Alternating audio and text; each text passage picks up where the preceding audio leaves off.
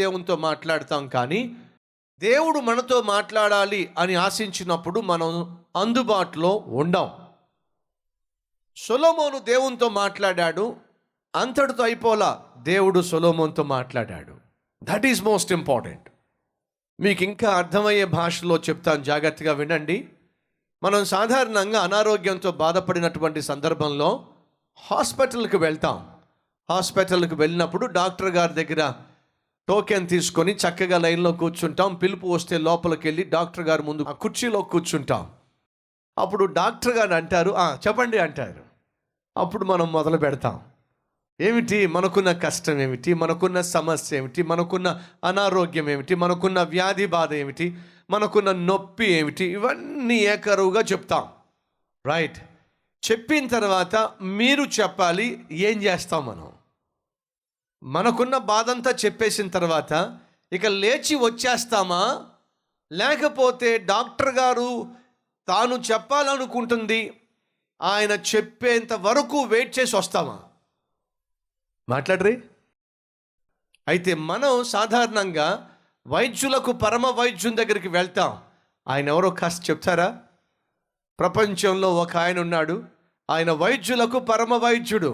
ఆయన పేరేమిటో చెప్తారా? ప్రభు అయిన యేసుక్రీస్తు. ప్రభు అయిన యేసుక్రీస్తు దగ్గరకు మనం వెళ్తాం.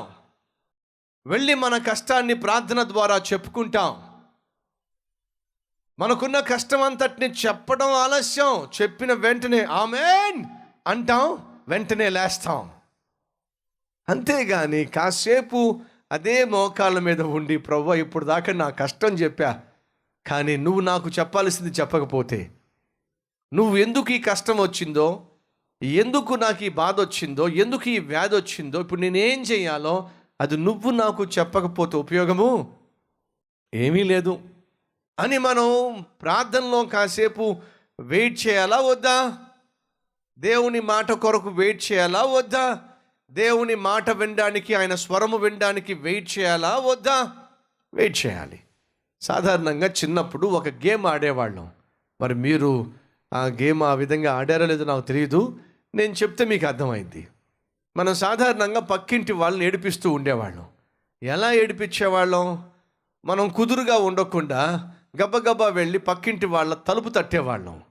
తలుపు తట్టి ఎవరు అని చెప్పి వాళ్ళు వచ్చి తలుపు తెరిచే లోపట మనం ఏమయ్యేవాళ్ళం? మాయం. ఎవరో వచ్చారు, తలుపు తట్టారు, తలుపు కొట్టారు, వస్తే కనిపించరేమిటి వీళ్ళు అని చెప్పి మరలా తలుపు వేసి లోపలికి వెళ్ళిపోతారు వాళ్ళు. అలా లోపలికి వెళ్ళి వాళ్ళ పనులు చేస్తూ ఉంటారు. ఈ లోపట మరలా మనం వెళ్ళి ఏం చేస్తాం? మరలా తలుపు కొడతాం. ఎవరయ్యా తలుపు కొడుతున్నారు? వస్తున్నాను ఆగండి అని చెప్పి పాపం వాళ్ళు వచ్చి తలుపు తెరవడం ఆలస్యం. మళ్ళీ మనం మాయం. తలుపు కొడతారు కానీ వస్తే కనిపించరేంటి వీళ్ళు?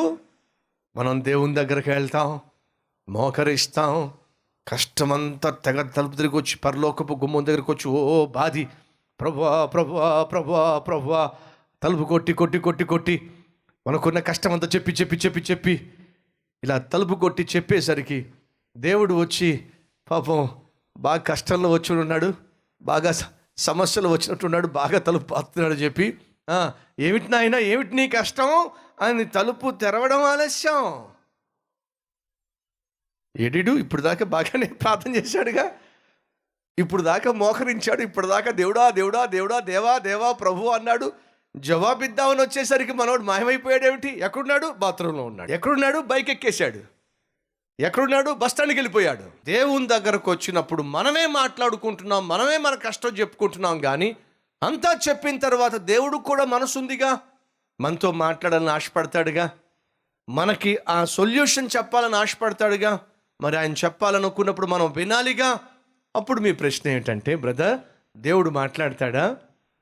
ఎస్, నేను ప్రకటిస్తున్న దేవుడు నోరుండి మాట్లాడేవాడు, కళ్ళుండి చూసేవాడు, చెవులుండి వినేవాడు, హృదయం ఉండి అర్థం చేసుకునేవాడు, ప్రేమను కనపరిచేవాడు, ప్రేమను కురిపించేవాడు.